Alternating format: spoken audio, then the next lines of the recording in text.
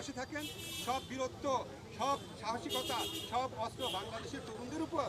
আপনাদের লজ্জা হওয়া উচিত।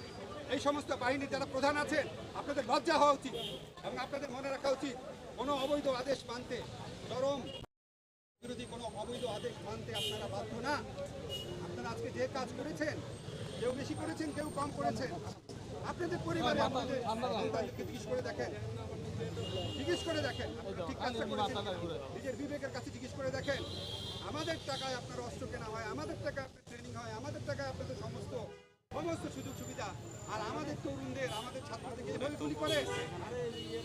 আমি বিশ্বাস করতে পারি না। আমি কার নিচে যেভাবে ছেলেটাকে গুলি করা দেখেছি, সাদোয়া গান থেকে ফেলে, আমার মনে হয়েছে এটা কি গাজা স্ট্রিপ? আপনারা কি ইসরায়েলি বাহিনী?